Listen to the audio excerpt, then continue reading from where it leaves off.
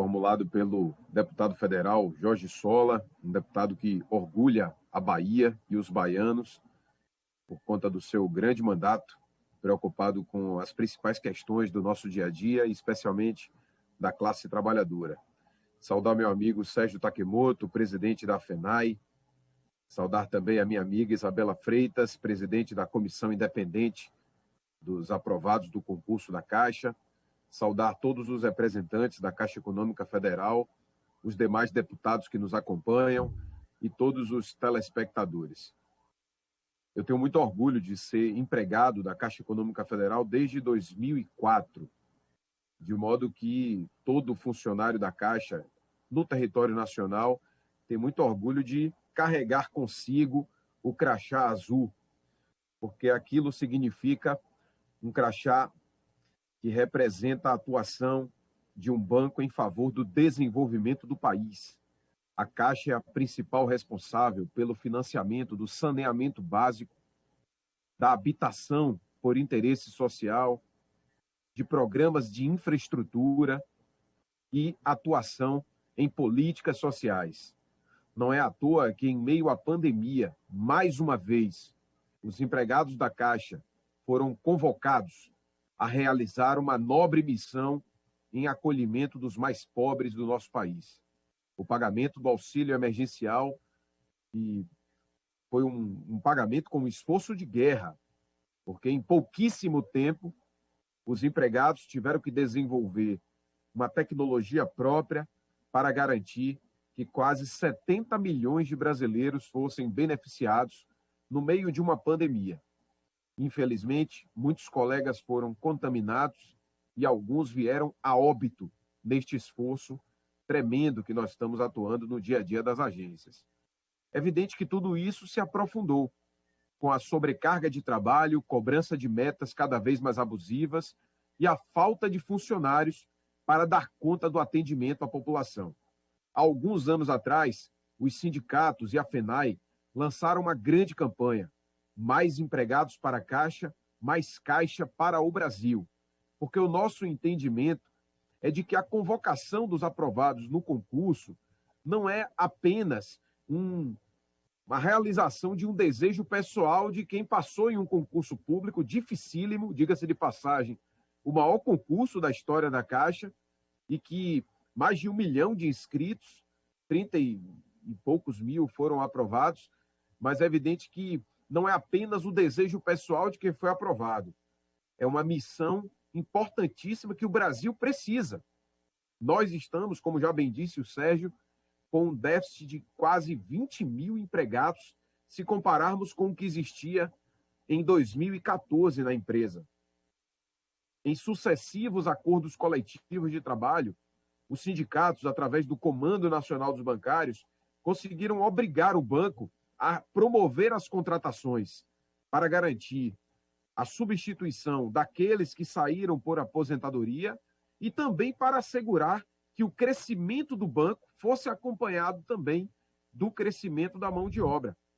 Fizemos uma pesquisa aqui, deputado, no ano passado, no estado da Bahia, 34% dos bancários da Caixa no estado, e isso provavelmente acontece no Brasil inteiro, declararam que tomaram remédio controlado nos últimos 12 meses para realizar as suas atividades. Isso não é normal.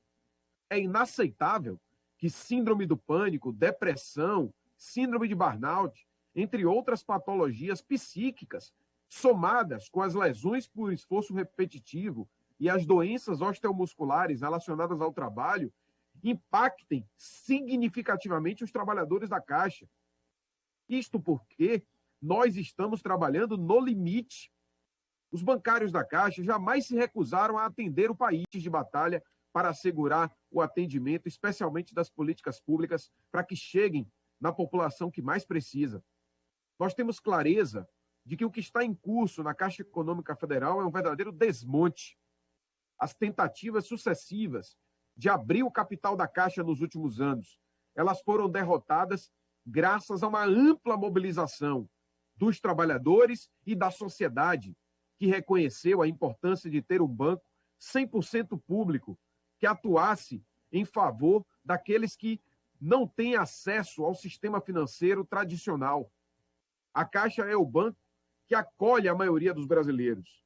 E veja, depois de um esforço gigantesco para realizarmos o aplicativo do Caixa Tem, para atuarmos no pagamento do auxílio emergencial, o atual presidente do banco anuncia a pretensão de privatizar o banco digital.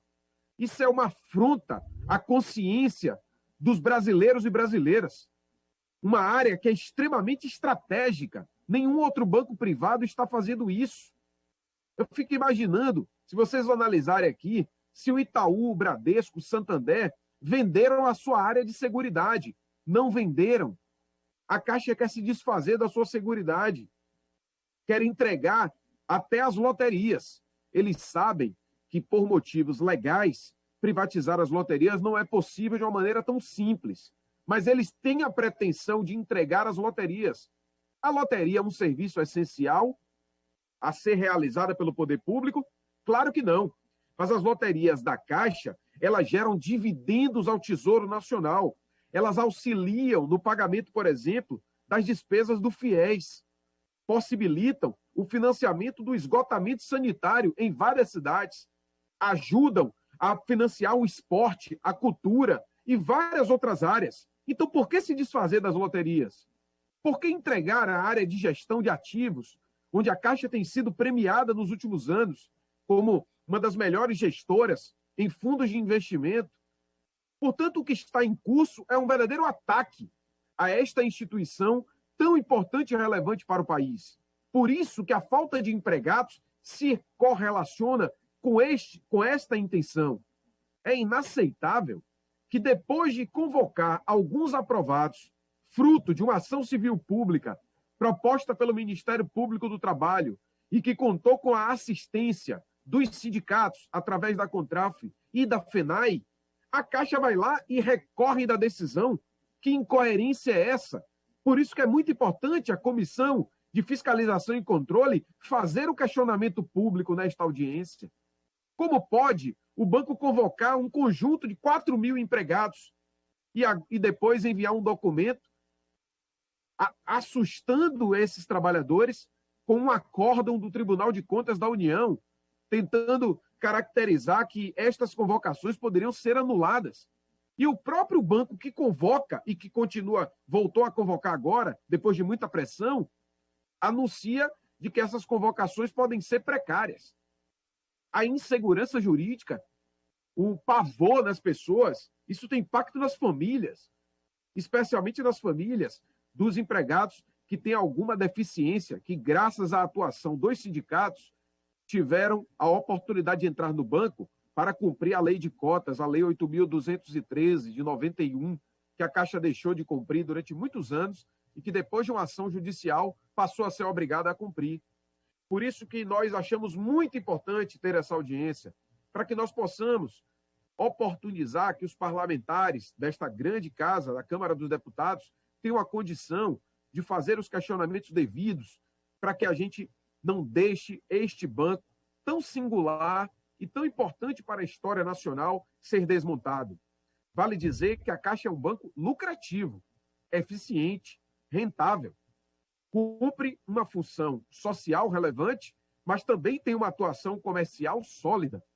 E graças ao esforço de milhares de trabalhadores, ela consegue, todos os anos, além de obter lucro para manter a sua sustentabilidade financeira e o seu equilíbrio orçamentário, ajudar também o Tesouro Nacional. A Caixa repassa bilhões de reais por ano em formato de dividendos.